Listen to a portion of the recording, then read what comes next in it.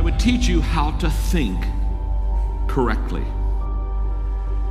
The largest gap between successful and unsuccessful people in life is the thinking gap. I'm not talking about being smart.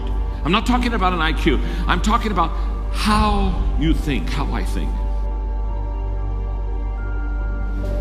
Successful people think differently than unsuccessful people. Wise thinking leads to right living. Stupid thinking leads to wrong living.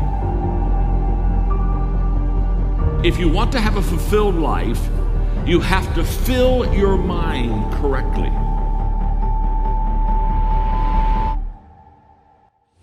Right now, you need to focus on today. And what I realized so many leaders don't understand is that truly today matters. And we overestimate what we can do tomorrow. We over-exaggerate what we did yesterday, but we underestimate what we can do right now. The only time you have, the only time I have, is now. So the question for all of us is, what am I doing with now? The great leaders, they're present in the moment, and because of that, they maximize the moment. So if you're tempted to take that faraway glance, well, glance. But get right back to the present moment. Because today you're preparing to make tomorrow a success.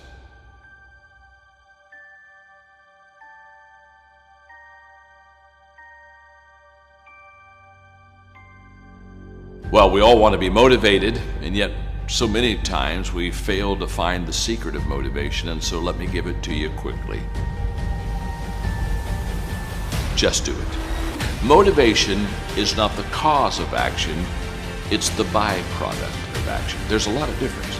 If I think motivation is the cause of my action, then I'm going to wait to be motivated before I do something. But if I realize it's the byproduct of my action, then I'll start doing something. And then guess what? Motivation will come up and zap you, and all of a sudden you feel good and you're glad you're doing it. And you're saying, wow, this is truly wonderful. So let it be the byproduct of your life. Don't let it be the foundation for the actions that you take in your life. Nothing comes to you until you commit yourself. Nothing comes to you if you're just going to try, but you're not committed. Nothing comes to you if you're just thinking about it. It's not until you take the action step. It's not until you take the direction do the things start to flow through you. But I'm saying don't cheat yourself out of the possibility of the potential that's on the other side of commitment. Stay with it long enough to find out if there's any fruit in it. You can do goal setting with a pencil, but you have to do goal getting with your legs. You got to take action. And it's the action that separates us. The greatest gap in this world is the gap between knowing and doing. Knowing is goal setting. Doing, now that's goal achievement.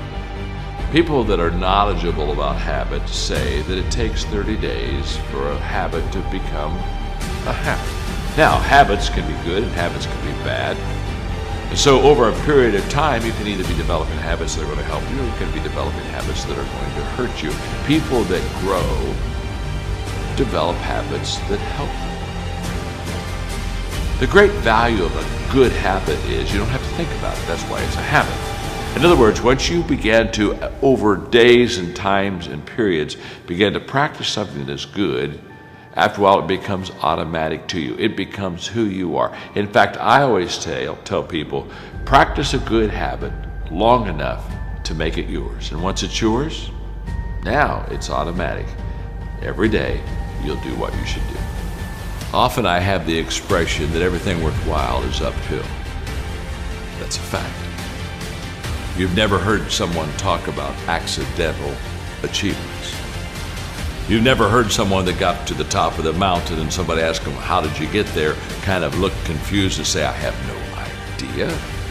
They know how they got there. The reason they know how they got there is because they had to walk all the way up the mountain. Nobody lifted them. There were no shortcuts. There's not an elevator. There's not an escalator. It's all effort that gets you to the top of the mountain.